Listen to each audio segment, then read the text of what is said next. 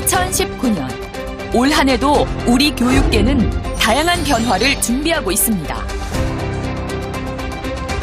국공립유치원 1,080개 학급을 신설해 기존보다 원화 2만 명가량을 더 수용키로 했으며 통학 차량 지원 및 맞벌이 가정 자녀 등을 대상으로 한 돌봄 서비스를 강화하기로 했습니다. 2022년부터 단계적으로 도입할 예정이었던 고교 무상교육이 올 하반기부터 조기 시행되며 사립유치원에 다니는 저소득층 유아의 학비를 10만 원 추가 지원하기로 했습니다. 학생부 기재 항목이 대폭 간소화되며 고등학교 1학년부터 진로 선택 과목에 대한 성취 평가제를 적용하고 고교 학점제 연구 선도 학교 또한 지난해보다 3배 이상 확대됩니다. 게다가 내년부터 도입될 자유 발행 교과서 추진을 위해 개발 및 심사가 진행될 예정입니다. 자녀가 다니는 학교에 부모, 교사가 근무하는 것을 금지하는 상피제 적용도 눈에 띕니다. 이렇듯 2019년 교육계 곳곳에 변화가 예상되는 가운데 시민들의 기대와 우려의 목소리도 함께 나오고 있습니다. 유치원 회계 투명성을 좀 강화했으면 좋겠고 자라나는 아이들을 위해서 좀 아낌없는 투자를 했으면 좋겠습니다. 정확하게 법 같은 게 돼가지고 학생들이 이렇게 선생님들을 무시하지 않고 교권으로서 존중심을 좀 가져줬으면 한다는 생각이 있는 것 같습니다. 작년에 워낙 숙명여고 사건도 있었고, 좀 내신에 대한 이제 학부모님들의 엄청난 실망이 있었기 때문에 좀 그러한 부분에 있어서 보완과 좀 그런 절충이 필요하지 않을까라는 생각이 듭니다. 2019년 첫 시간인 오늘. 올해부터 달라지는 교육 정책들을 짚어보고 어떤 준비가 필요할지 함께 토론해보겠습니다.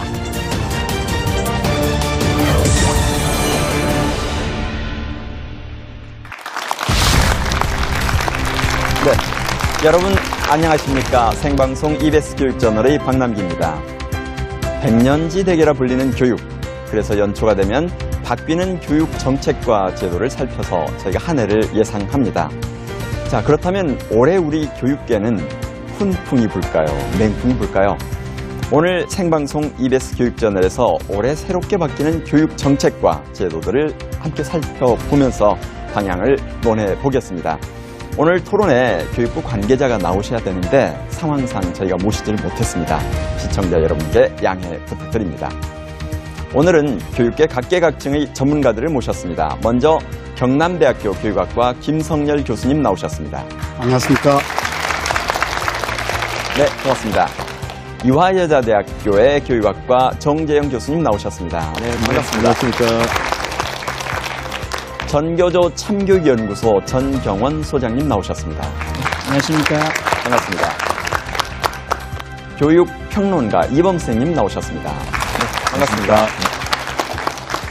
그리고 오늘 방청석에는 많은 학부모님들을 비롯해 앞으로 대한민국 교육을 책임질 교육학과 학생들이 함께 자리하고 있습니다. 이렇게 자리해 주셔서 감사드립니다. 방송 중에 여러분의 의견을 직접 들어보는 시간을 마련하도록 하겠습니다. 그리고 샵004로 시청자 여러분의 의견 보내주시기 바랍니다. 토론 중 궁금한 사항이나 쟁점을 문자로 보내주시면 그 내용을 반영하여 제가 토론을 진행하겠습니다. 또한 홈페이지 게시판에도 여러분의 의견 남겨주시기 바랍니다. 자, 오늘 생방송 EBS 교육저널은 2019년이 되면서 바뀌는 교육 정책과 제도들을 살펴보고 또 아울러서 아쉬운 점은 무엇인지, 보완되어야 할 점은 무엇인지 함께 토론해 보고자 합니다.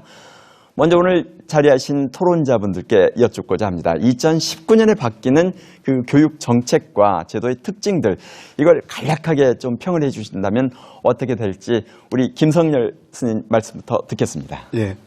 그 주요 업무 보고의 제목이 모두를 포용하는 사회 미래를 여는 교육으로 되어 있지 않습니까? 네. 예, 저는 여기에 포용에다가 방점을 두고 싶습니다. 네. 사실 그 내용을 보면 기초학력이 모자란 학생들에 대한 국가의 그 책임제, 네. 기초학력 국가 책임 보장제, 그리고 그 어려운 학생들에 대한 여러 가지 교육비 지원 등 이런 것들을 담고 있거든요. 네. 그래서 그들이 출발선에서 뒤처진 것들을 다 보정할 수 있도록 하는 정책을 펴나가는 첫 해로 삼겠다고 했는데, 앞으로 그 인공지능 시대에 비춰보면 분명히 모든 사람들이 기초학력을 갖추고 살아가야만 네. 된다. 그 점에서 굉장히 중요한 정책이다라고 생각합니다. 네, 고맙습니다. 우리 정재영 선생님. 네, 김성일 교수님께서 포용을 강조해 주셔서 저는 그 또 다른 키워드라고 할 수 있는 미래를 조금 강조해 보고 싶은데, 네. 사실 유치원에서부터 초중등 그리고 대학에 이르기까지 또 더 나아가서는 평생교육까지 이 사회 교육 환경의 변화가 굉장히 빠르게 이루어지고 있기 때문에 네. 이런 미래에 대비하는 교육계에서의 어떤 대응이나 대비가 굉장히 중요한 시점이고, 올해가 그런 것을 좀 발판을 만들어야 되지 않을까 이렇게 생각하고 있습니다. 네, 고맙습니다. 우리 전경원 선생님. 네. 올해부터 아마 이제 많은 교육 정책 그리고 과제들이 시행이 되고 또 변화가 있을 텐데요. 사실은 그런 변화를 예측하고 평가하기 앞서서 중요한 것은 지금까지 진행된 우리 교육 공동체의 모습, 이 작동하는 원리가 뭐였는지에 대해서 좀 고민해 볼 필요가 있다고 생각을 합니다. 네. 그 점에서 보았을 때 이제 경쟁이라는 것이 우리 교육 공동체를 지탱하는 굉장히 중요한 원리였는데, 네. 이 경쟁으로 인해서 그에 따른 서열이 생기고, 이 서열화 문제를 극복하지 못하면 어떤 정책이 나오더라도 사실은 이제 심각한 교육 위기를 우리가 피할 수가 없을 것 같아요. 네. 그래서 오늘 논의되는 이야기들을 이런 관점에서 한번 새로운 정책들이 과연 이 불평등 교육의 문제라든지 또는 공정성의 문제, 이런 문제들을 어느 정도 이렇게 담아내고 있는가 네. 하는 점을 좀 살펴보겠습니다. 네, 고맙습니다. 마지막으로 우리 이범 선생님. 얼마 전에 교육부에서 2019년 업무 계획을 발표하지 않았습니까? 네. 네, 거기서 든 첫 번째 생각이 스카이캐슬 앞에서 유구무원이구나. 우리가 이제 드라마 스카이캐슬에서 진짜 충격적인 현실, 물론 다소 네. 과장돼 있지만 나름대로 이 사실적 근거를 가지고 있는 그런 현상들에 대해서 보고 다 경악하고 개탄하고 있지 않습니까? 네, 네. 그러면 사람들이 그렇게 이제 고통스러워하고 문제시하고 있는 이 영역에서 뭔가 긴급하게 좀 고통을 덜어줄 수 있는 그런 문제의식과 정책이 조금이라도 나왔어야 되는데 그런 건 전혀 없고, 국가 백년지 되기를 위해서 국가교육위원회를 만들겠다, 이런 물론 필요하겠지만 네, 네. 그런 것으로 그쳐버린 것은 결국 국민들 입장에서는 상당히 좀 실망스러운 그런 업무 계획이 아니었나, 이런 생각이 듭니다. 네, 고맙습니다. 이 네 분께서 중요한 화두들을 던져 주셨는데요. 먼저 이 정책의 큰 그림 얘기를부터 시작을 하겠습니다. 지금 이미 말씀하신 것처럼 2019년 업무 보고에 보면 모두를 포용하는 사회, 또 미래를 열어가는 교육, 이런 비전이 제시되고 있는데, 이 비전 어떻게 보실지, 또 구체화하고자 할 때 고려할 점은 뭘지, 좀 이런 걸 한번 같이 먼저 얘기를 하면서 진행하겠습니다. 네, 비전이라는 것은 모든 사람들에게 있어서 저건 실현해야 될 거로구나, 참 네네. 좋은 것이로구나, 이런 감정을 불러일으켜야 되거든요. 네. 그런 점에서 보면은 모두를 포용하는 사회, 미래를 열어가는 교육이라는 것은 충분히 그런 감정을 불러일으킨다고 생각을 합니다. 네. 문제는 그것을 구체적으로 실천할 때 나올 수 있는 정책들이 그 정책들이 과연 지향하는 비전을 정말로 현실 속에서 실현해낼 수 있는가, 거기에 우리가 초점을 맞추고 좀 살펴볼 필요가 있다. 이렇게 그럼 지금 비전하고 구체적인 정책이 조금 미스매치된다, 이렇게 볼 수 있을까요? 그게 1년 계획이기 때문에 네, 네. 사실 장기적으로 이런 걸 실현할 수 있느냐라고 판단하기에는 좀 어렵지만, 그래도 일단 첫 번째 해니까 네.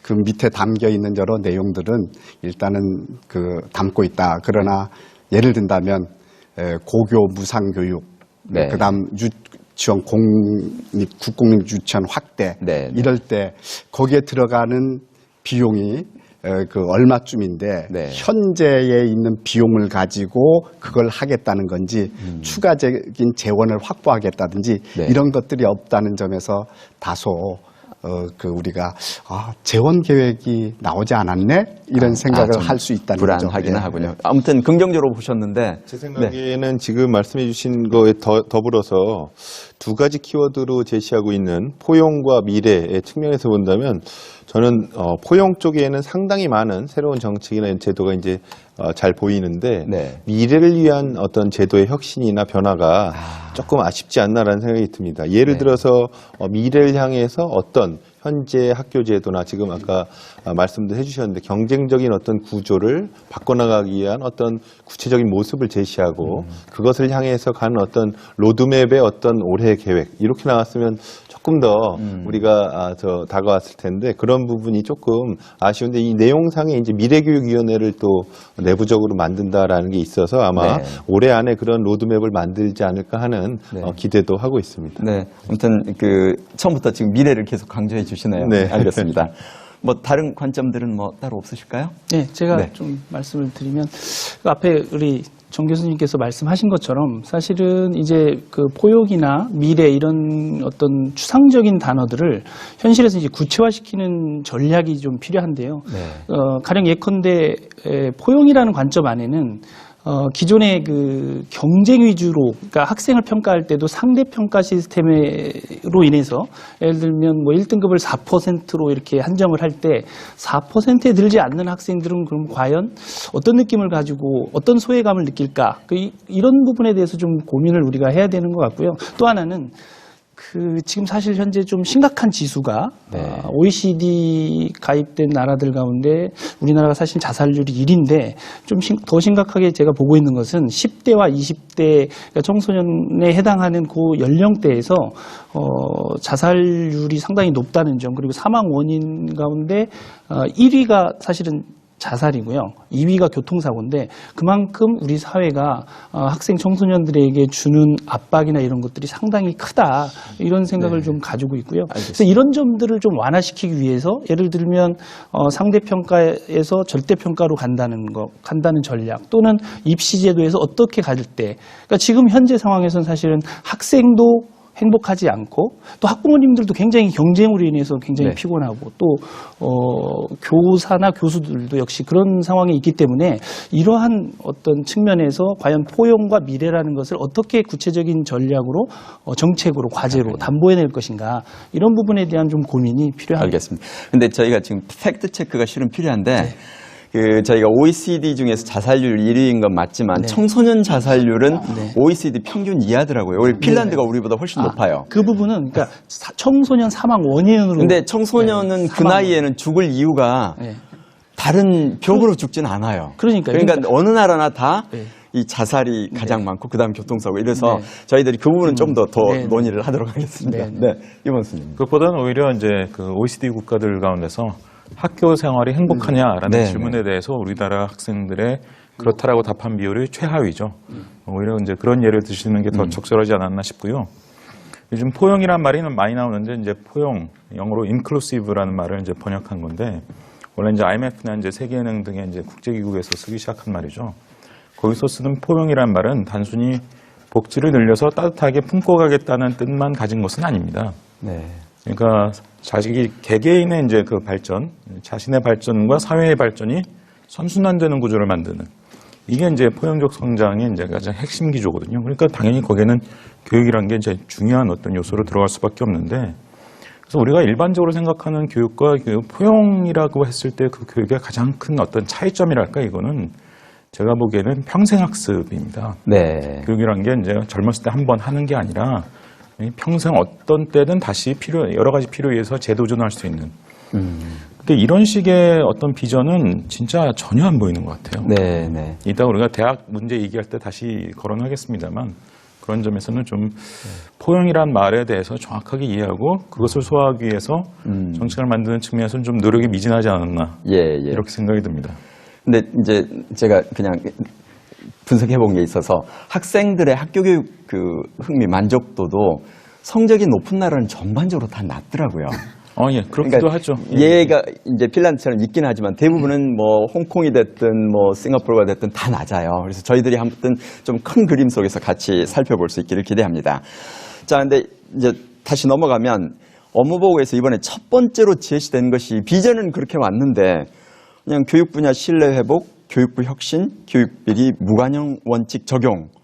이건 미래나 포용이 아니라 이게 교육을 적폐청산 대상으로 보는 거 아니냐 이런 이제 교사들의 반응이 있어요. 여기에 대해서는 어떻게 보시나요? 네, 사실은 정 교수님 먼저 네. 듣겠습니다. 제가 그 여러 번 이제 매해 발표하는 교육부의 업무 계획을 보아왔지만 이게 처음에 나왔다라는 건 이제 새롭다라는 느낌이 들고요. 네. 그 새로운 이면에는 교육부 자체적으로 교육부에 대한 신뢰가 낮다라는 것을 스스로 자평해서 네. 이걸 높이고자 하는 건데, 근데 제가 볼 땐 약간 해법이, 문제에 대한 해법이 약간 빗나갔다라고 느껴지는 점은 인적인 어떤 문제에 대한 신뢰가 무너져서 국민들이 교육부에 대한 신뢰가 낮은 것이 아니라 정책이 약간은 우왕좌왕한다거나 땜질식 처방이 이렇게 이루어지면서 신뢰를 잃은 부분에 대해서 해법을 제시하는 게 제가 볼 때는 맞는다고 보는데, 네. 문제에 대한 인식은 좀 있었지만 정확하게 짚지 못한 부분이 조금 아쉬워서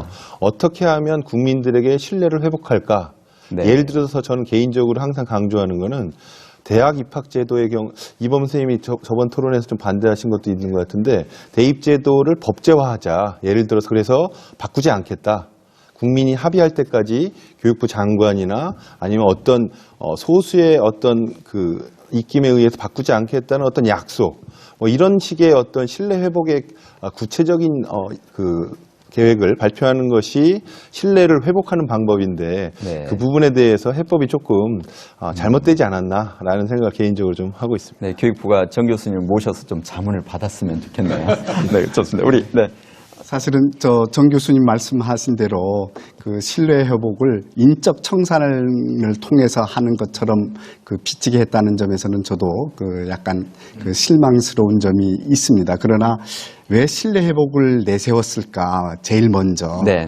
충분히 다 비판을 받을 텐데, 그것은 아마 신뢰라는 것이 형성돼야만 앞으로 추진할 여러 가지 교육 정책에 대해서 국민들의 지지나 공감이나 를 이끌어낼 수 있지 않을까라는 그런 판단을 했던 것 같습니다. 네. 사실은 이낙연 국무총리가 어디에선가 적폐청산이라는 것을 오래된 숙제라고 했거든요.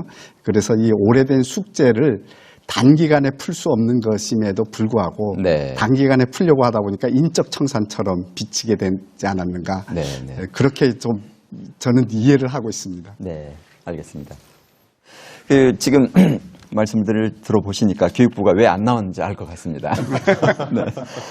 자, 이제 저희들이 지금 이제 교육부에서 보면, 그러니까 문재인 정부의 핵심 공약 중에 하나가 교육 지방자치 강화였거든요.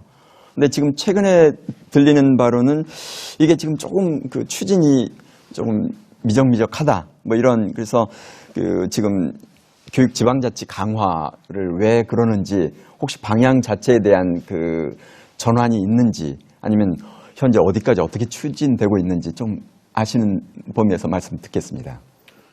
제가 여태까지 알아본 바로는 교육 지방자치, 그러니까 교육부가 가진 권한을 이제 교육청으로 이양하는 이 문제와 관련해서 이제 교육부와 시도교육청 측이 이제 협의하는 테이블을 이미 구성해서 이제 몇 차례 이제 협의도 했는데, 그래서 기초적인 문서는 이미 이제 발표된 것도 있습니다. 그렇죠.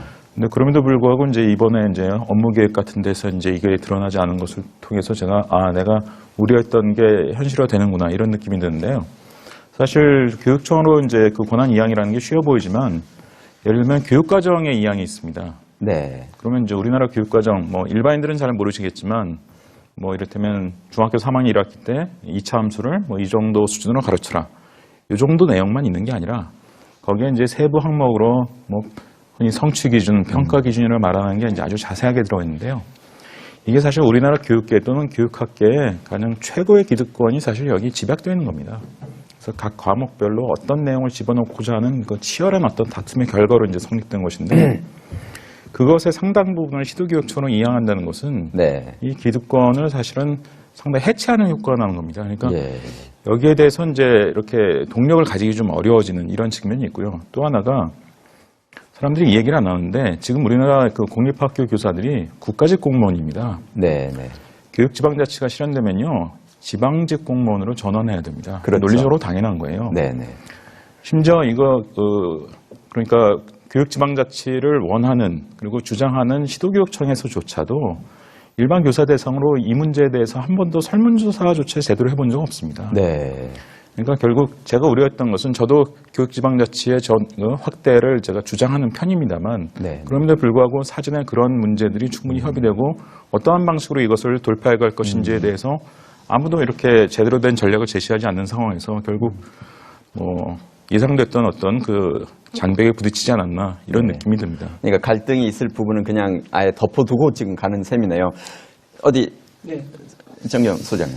네, 사실은 앞서 말씀하신 바와 마찬가지로 국가 중심의 교육 과정은 이제 전국에 있는 17개 시도교육청을 통해서 학교 자치까지 넘어가야 되는 것이 바람직한 방향인 건 분명하고요. 그럼에도 불구하고 지금 교육부가 사실은 현안에 대응하기에 좀 급급한 측면이 있었다고 봅니다. 네. 예를 들면 대학 입시제도 관련해서 수시 정시 이 문제를 가지고도 공론화에 붙여서 많은 또 혼란을 겪었고 뿐만 아니라 이제 사립 유치원 문제도 발생하고 하면서 이 현안에 대응하다 보니까 실질적으로 좀 장기적으로 비전을 가지고 서야 되는 전략에 대해서는 많이 소홀한 측면이 있지 않나 하는 우려가 들고요. 또 하나는 이 교육혁신에 대한 정부의 의지 문제인데요. 네. 이 부분이 조금 약해지고 있는 게 아닌가 하는 우려가 됩니다. 그러니까 교육혁신에 대해서 조금 더 정부가 이 국민들의 어떤 아주 민감한 이 부분을 좀 잘 감지하고 적극적으로 대응을 해야 되는데 현안을 이렇게 대응하면서 정작 다뤄야 될 핵심 과제들을 좀 놓치고 있는 게 아닌가 하는 우려를 좀 하고 있습니다. 그러니까 워낙 저희는 현안이 터지면 이게 민감하다 보니까 그 말씀들을 하시더라고요. 현안 대응하다가 중장기 비전 챙기기가 어렵다. 그렇습니다. 그런 얘기들이. 근데 사실 지방교육자치라는 게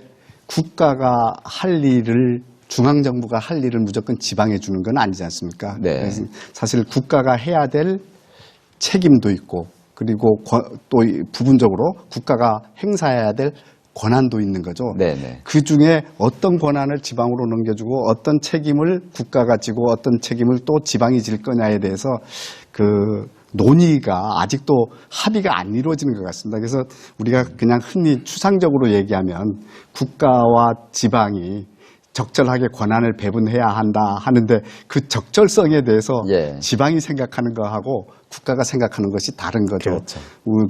이른바 국가가 생각하기에 내가 생각하는 것처럼 지방도 생각할 거다. 지방은 내가 생각하는 것처럼 국가도 생각할 거다. 네. 순진한 좀 실제론 속에서 서로 바라다 보니까 합의가 안 되고 있다. 네. 그래서 아마 교육분권의 일괄 법안을 만드는 과정에서 아까 이번 그 선생님도 말씀을 했습니다만 몇 가지 현안들이 등장해서 암초를 막고 있는 것이 아닌가라고 생각합니다.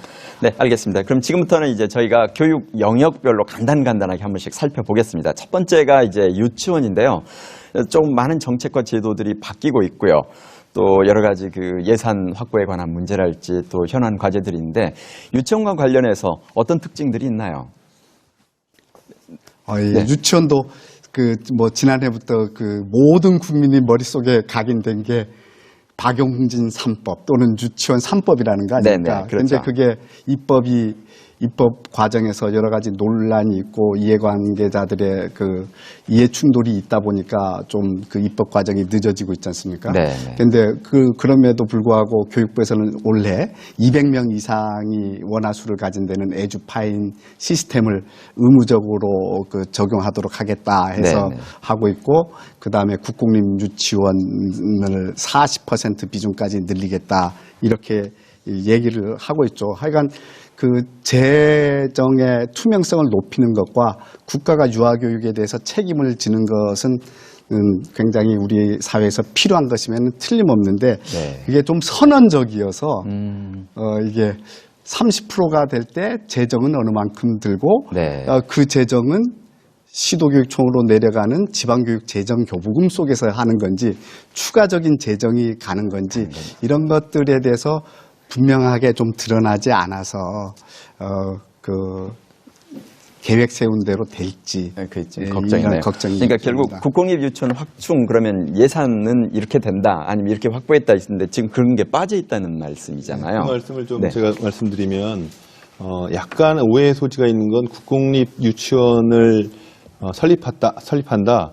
그럼 그 비용을 마치 이제 설립 비용만 가지고 우리가 논의하는 경우를 제가 많이 보고 있습니다. 네, 네. 사실 국공립유치원이 하나 생긴다고 하면 그거에 대한 비용은 향후 3, 40년간 지속되는 거거든요. 그렇죠. 네. 그렇게 본다면 현재 출생아 수가 상당히 감소하고 있는 상황에서 유치원의 숫자를 늘리는 것만으로 해결이 안 되는 것인데, 그러면 국공립 유치원을 우리가 설립한다고 할 때 기존의 대도시 지역에서 사립 유치원들이 지금 굉장히 많은 경쟁이 치열한 지역보다는 농산어촌에 예를 들어서 유치원이 사립 유치원이 설립돼서 운영하기 어려운 여건이라던가 정말 국가가 유아교육의 혜택을 못 받는 아이들에게 우선적으로 지원할 수 있는 이런 곳에 우선적으로 하고, 개수보다는 질적으로 네. 국가 수준에서 어떤 곳에 유아교육의 혜택이 지금 부족한가를 좀 면밀하게 살펴보고 우선순위를 정해서 투자하는 것이 맞지 않을까라는 생각이 들고, 그저 유아 그 수가 많다고 해서 거기 그 지역에는 굉장히 많이 해주고 유아 수가 적으면 안 해주는 이런 산술적 계산에 의한 정책은 나중에 뭐 10년, 20년 후에 지금 사립대학의 문제처럼 네. 유치원을 없애는 문제가 또 다른 비용을 발생시킨다라고 저는 생각을 하고 있습니다. 네. 저는 네, 이번 올해 업무 계획이나 이런데 예산 계획과 관련해서 이제 아까도 말씀하신 것처럼 다소 좀 모호해 보이는 부분이 있는데, 그건 어떻게 보면 어쩔 수 없는 측면이 있다고 봅니다. 왜냐하면 뭐 우리가 한 해 예산안을 이제 바로 그 전해 12월에 만드는 게 아니지 않습니까? 5월. 그게 이제 5월부터 시작해서 이제 한 8월 정도 사이에 사실상 확정이 되는 건데, 네. 이 사립유치원 사태가 지난 겨울에 터졌잖아요. 네, 네. 지난 한 11월부터 이제 터지기 시작해서, 그래서 지금 전국적으로 한 100개 정도의 사립유치원이 폐원을 하겠다, 이제 이런 와중 아닙니까? 그러니까 이 상황에서 그러면 국공유치원으로 그 사립유치원에 다녔던 이제 원생들을 수용하는, 그러면 국공립유치원을 뭐 기존에 있던 이제 국공립유치원 그리고 이제 병설 유치원들을 이제 더 정원을 늘리는 것이라든지, 아주 급하게라도 단설 유치원을 이제 새로 세우는 거라든지, 네, 네. 이런 계획을 급히 세워야 되는데, 사실 아주 최근에 들어서야 이제 겨우 사립 유치원이 얼마나 없어지겠구나, 이게 이제 대충 윤곽이 드러난 상황이란 말이에요. 그러니까 교육부가 올해 업무 계획에서 우리가 몇 개 짓겠고, 그러니까 그걸 위해서 예산이 얼마 필요하다고 말하는 것 자체가 어려운 상황이었을 겁니다. 네, 네. 그런 상황을 우리가 조금 짐작할 필요가 있을 저희가 것 지금 같고요. 유치원 얘기를 하고 있는데, 마침 오늘 이 자리에 유치원에 다니는 자녀를 두신 저희가 학부모님들 모셨습니다. 그래서 직접 만나서 말씀을 들으면서 진행하겠습니다. 자, 안녕하세요. 자기소개 부탁드립니다. 네, 안녕하세요. 유치원생 자녀를 둔 송수연입니다. 네. 올해부터 유치원에 달라지는 정책들이 있는데 어떻게 기대가 되시는지 아니면 걱정이 되시는지. 네, 정부에서 새로운 정책을 낼 때마다 기대가 되는 부분도 있는데 사실상 우려가 되는 부분이 좀 더 많은 게 사실이에요. 특히 이 중에서 국공립 유치원 증설에 대한 그런 부분이 사실상 수백억 원의 비용이 드는 부분이잖아요. 네. 근데 그 비용이 국민들의 세금으로 아무래도 지어지기 때문에 네. 사실상 어린이집을 보내지 않거나 유치원을 보내지 않는 사람들한테도 그 비용이 부담이 되거든요. 네. 그래서 이게 마냥 좋아할 수만은 없는 부분인 것 같아서 그런 부분이 걱정이 됩니다. 학부모로서 혜택은 받지만 이 세금이 제대로 쓰이고 있는지에 대한 생각은 조금 고민이 된다, 이 말씀이시네요. 학부모님으로서 혹시 가장 바라시는 점이 있다면요?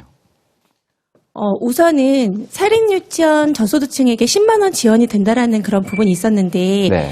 사실상 그 지원금이 어떻게 지원이 되는지 좀 궁금한 부분도 있고요. 네. 그리고 사립유치원 그런 지원금을 아무리 받더라도 뭐 특할이다 특강이라고 해가지고 사실상 저희가 내는 비용은 줄어들지 않고 있는 실정이에요. 네, 그래서 이번 정책을 통해서 우리가 정말 도움을 많이 받고 있구나라는 기분이 들 수 있도록 그렇게 자리 잡았으면 하는 바람입니다. 네, 고맙습니다. 자, 학부모님 한 분 더 만나 뵙겠습니다. 안녕하세요. 자기소개 부탁합니다. 안녕하세요. 네. 죄송합니다. 유치원 자녀를 둔 박상미입니다. 네, 올해 지금 유치원 정책 기대되는 점, 우려되는 점, 혹시 뭐가 있을까요? 국공립 유치원이, 네. 천여 개 학급이 늘어나는 점과 네. 통학버스 운영과 그리고 돌봄 교실이 방학 및 오전 오후에 네. 확충되는 점이 기대됩니다. 좋은 점들을 말씀하셨네요. 네. 혹시 학부모님으로서 추가로 바라시는 점이 있을까요?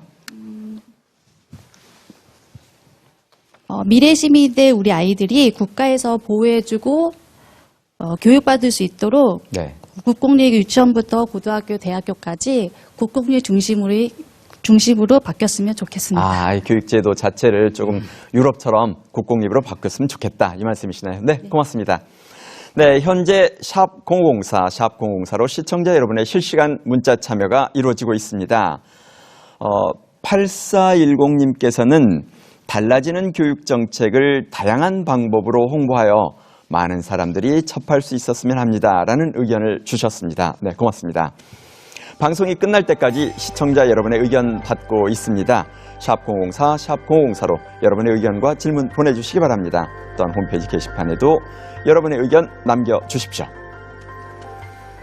자, 올해 초, 중, 고등학교 입학생부터 학생부에 그 학부모 정보, 진로 희망사항이 삭제가 되고요. 또 학생부 이렇게 해서 간소화가 될 전망입니다. 이게 어떻게 간소화가 되는 것인지 또 어떤 효과가 있을 거라고 보시는지 말씀드리면서 진행하겠습니다. 학생부 쪽이니까 우리 소장님. 네.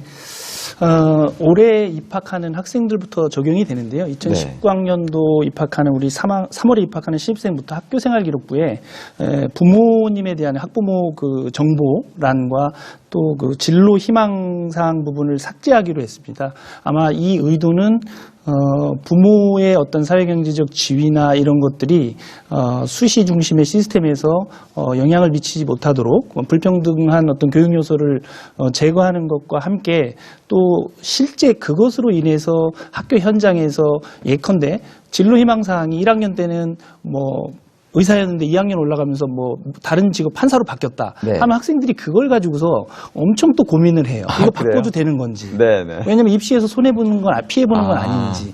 이런 어떤 굉장히 불필요한 소진되는 측면이 있기 때문에 사실 학생들이 발달 단계에 있는 학생들이 진로 희망이 바뀌는 건 굉장히 자연스러운 거거든요. 계속해서 바꿀 수 있는 거고 탐색을 해가는 건데 그 자연스러운 흐름이 사실은 입시에 또 이렇게 종속이 돼서 학교 현장이 많이 소진되고 혼란하기 때문에 이런 부분을 아마 이제 염두에 두고 학교생활기록부 간소화를 하겠다고 발표한 것으로 이해하고 있습니다. 네, 알겠습니다. 지금 이제 저희들이 초중고 상황을 보는데요. 지금 가장 크게 관심을 받고 있는 것 중에 하나가 고교 학점제 전면 도입입니다. 그래서 현재 연구, 선도학교가 올해는 342개의 교로 확대가 된다고 하네요. 그래서 또 올해부터는 고1 진로 선택 과목 성취평가제도 도입이 되고요.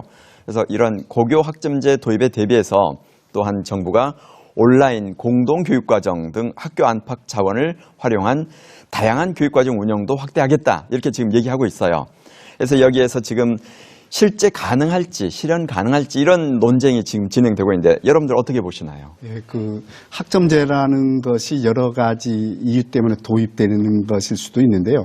우리 그 학점 일정한 수준의 양의 학점을 취득했을 때 졸업을 시키는 거 아닙니까? 그렇죠. 그러면 수학의 경우도 여러 가지가 있을 거고 그중에 수학 중에 꼭 들어야 될 것과 선택적으로 들어야 될 것이 있다라는 점에서 보면 일단 우리 기존의 학교에서 학년제가 사라져야만 그 학점제라는 것이 보다 원활하게 갈 수 있고요. 그다음 학점제를 도입하면은 우리가 그냥 학점제를 도입하지 않았을 때는 점수 받고 0점이라도 사실은 진급이 되는데 학점의 경우에는 고3까지 F학점을 받거나 뭐 D학점을 받았을 때는 졸업을 시키지 않는다라고 하면은 그 학생들이 낙제라는 것이 있을 수 있잖아요. 이런 제도에 대한 검토가 필요할 듯하고요. 또 중요한 것은 소규모 학교의 경우에는 사실상 선택의 여지가 굉장히 없게 되지 않습니까?